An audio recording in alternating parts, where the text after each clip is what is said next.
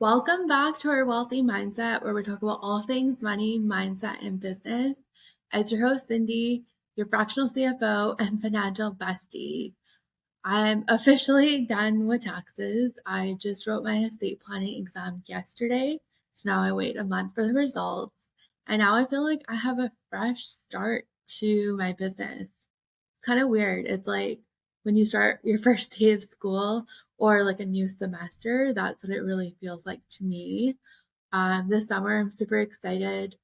I am launching my group program mid-June called Her Profit Era to help more women entrepreneurs with financial strategy, mindset, and just overall with their finances. I'm also going to be doing more one-on-one fractional CFO work, and I have a lot of podcast guests scheduled for June as well. Podcast episodes will still be released on Wednesdays, but with the amount of guests I have lined up, I might start releasing episodes twice a week, maybe. I'm not sure yet, but I'll keep you posted. So today's episode, we're getting more into the financial metrics. Last week, we spoke about break even. I had a lot of good feedback from that. So I wanted to do more calculation type episodes. So you have a better understanding of metrics and things you need to track in your business. That I also do one-on-one with my fractional CFO clients. So you get a little insight of what I do behind the scenes and how you can calculate things similar for yourself. So if you're making money, you're booked out, you're getting inquiries, you're hitting your milestones, but your bank account's not reflecting it, then this episode's for you. You should also listen to the break even one if you haven't listened to that one yet. But you're asking yourself, I'm so busy. Why am I so broke? I can't even afford to pay myself.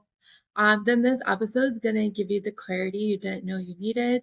We're going to break down key metrics I analyze with CFO clients and what I look at even when I do audits for different businesses to find where your actual money leaks are. So get your whiteboard or your notebook ready because this is one of the episodes you're going to want to listen to twice. So let's talk about cost of sales and where your money could be leaking. And this is an area I see all the time. Now, let me tell you about a business owner I was working with. She was making $25,000 months, had a team of 5, booked every single week, but she was always anxious about making payroll. Now, when I looked at the margins and the numbers, it totally made sense. 67% of her revenue was going to pay her team. That's not a team issue, that's a margin issue.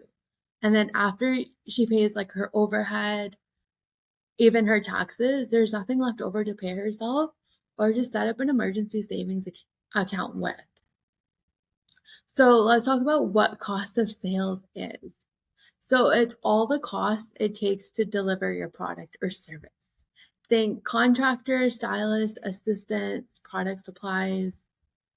Now, if your cost of sales is over 40%, your business is really bleeding money because you still need to cover your rent, your software, your education, marketing, traveling, your own pay, taxes, because you really need to think about it. If 40% is gone, you're left with 60%. Most people's overheads about 40 to 50% itself. So that leaves you with 10 to 20%.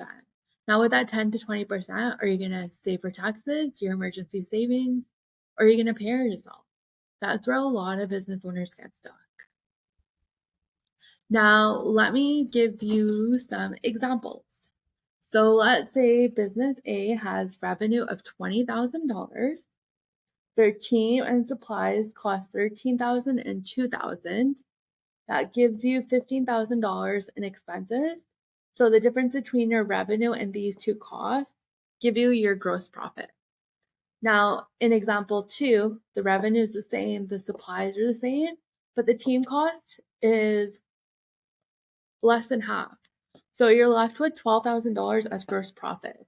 So you can see that if you reduce your team costs, you'll get a higher gross margin, and that goes for any of your cost of sales expenses. And you want this as high as possible because then you can pay your overhead, then you can pay yourself, and you can see the difference between the two. This one has higher costs than this one. So it's really important that you monitor and track your costs on a monthly basis because you could be losing out money. And if you haven't reviewed your contractor costs or your team contracts or agreements in a while, I would highly encourage you to review that. Now, this is where you need to ask yourself, am I paying my team too much? Am I charging enough to cover the costs to deliver the product or service to the clients? Is this service even profitable? And this is why I'm creating her profit era, because if you're just running numbers through QuickBooks or maybe an Excel spreadsheet or Google Sheets, you're missing the whole picture because you don't really understand how to calculate the metrics and see if you're actually profitable. So now let's talk about revenue per client. You're busy, but are you actually profitable? Now ask yourself, how many clients do you need every month to hit your income goals? Now, most women have no idea. They want the 20K to 50K months, but they don't even know how much they would need to sell to even hit that and if it's actually realistic.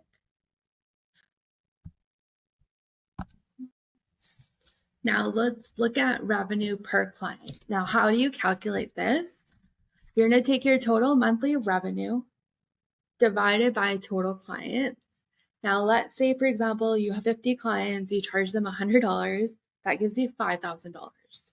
Now, let's say you have 10 clients at $5,000 a month. Or sorry, I meant 10 clients at 500 equals 5,000. So you can see you get to the same amount, you have less clients, but you're charging more. So you can see the difference. And it's the same money, less stress, higher chance of delivering a better experience for your client. Now ask yourself, what was your total revenue from last month? How many clients did you work with? What is that number? Now ask yourself, do I feel like I'm working too hard for this? Am I running around trying to get so many clients just to pay my bills? Or am I actually offering a better quality service if I serve less people? Now, for example, for myself, last tax season, I worked with over 200 clients for the year. And it was just me running everything, doing everything. And it just became mentally draining and exhausting. I had lost track of how many clients I was working with. I was creating customized packages and offers for them. And it just became too much for me. So this year, I finally taken a step back. I only have 2 tax offers now, and then I have 2 fractional CFO offers. And that is all I'm offering. And I've increased all my prices for my packages. And the reason is because realistically, I can't help that many clients. So I really want to focus on the clients that I feel like I can support the most and that are more aligned with me. So that's what I'm doing going forward. I'm working with less clients, making more money, and it's just less stress. So I highly encourage you to ask yourself, how many people are you actually working with? Are they aligned with you? Do you feel like you're actually making the monthly revenue amount that you want?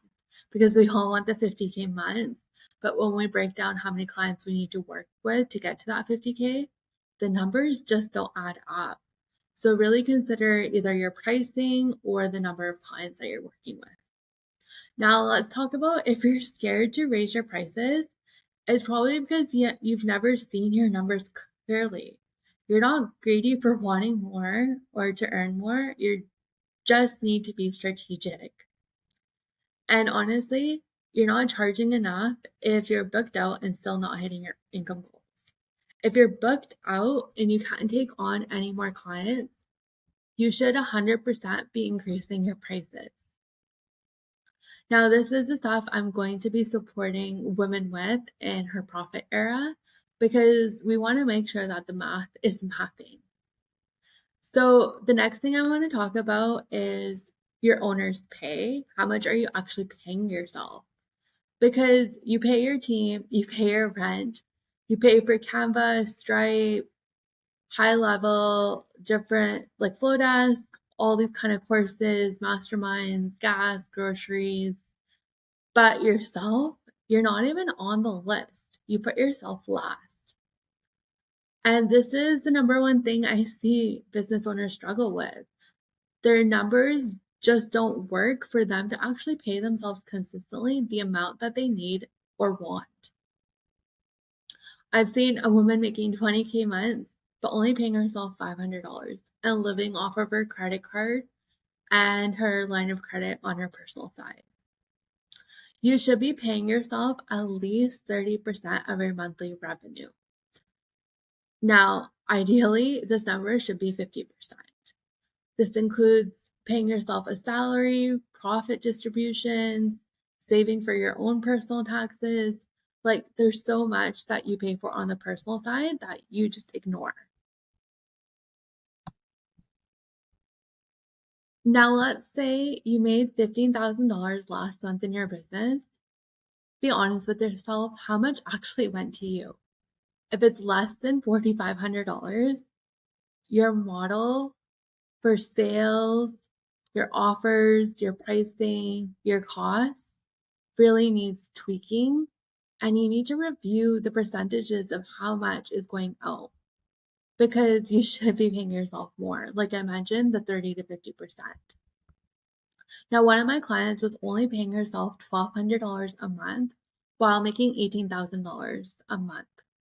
Now we fixed her margins, her pricing, cut back on her subscriptions, and now she's paying herself $6,000 a month.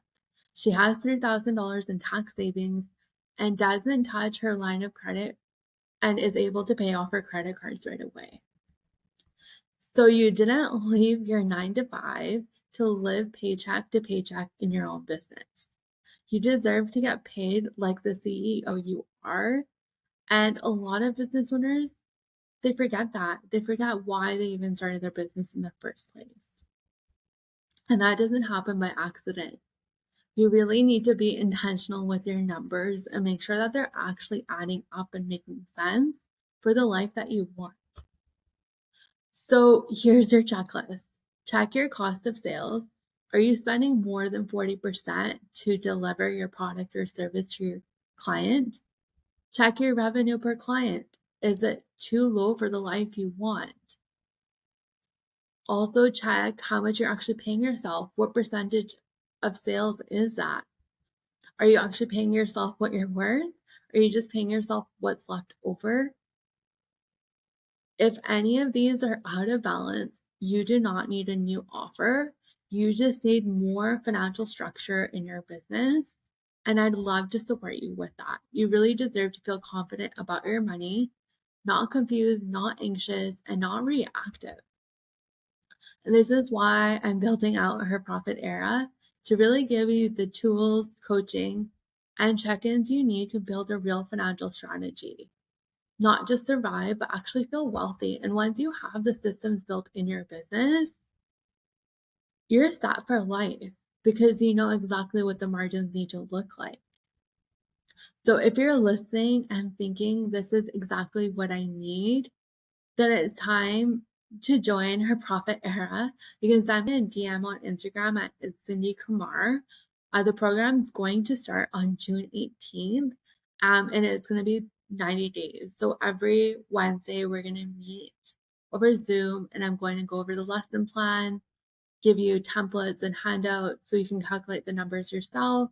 I'm also going to be there for accountability. So once you fill out the templates, you can send it over to me. I'll help you tweak your financial strategy as well.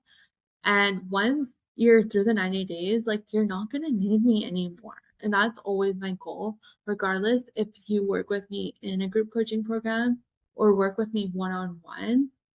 My goal is to help you build systems in your business, whether it's the financial side or the tax side. As a Canadian client, like you're not going to need me year after year. You're really just going to need one quick check-in maybe just for accountability, or maybe your goals have changed. But other than that, like I really want to support the women that I work with and help them make like confident financial decisions. So this isn't just another course, it's really a financial game plan built with intention to really help you build sustainable financial habits. So if you feel like you're interested in learning more about this program, DM me profit. And if you found this episode helpful and you calculated your cost of sales, your revenue per client, and you're just like, oh, this is so like awareness, then I highly encourage you to share it with a friend who also needs that awareness in her business. Because the more women that hear this, the better financial systems they can create in their business. Feel free to screenshot, tag me. This podcast is just growing organically. I don't run ads or do anything. So thank you so much for your support, and I'll see you in next week's episode.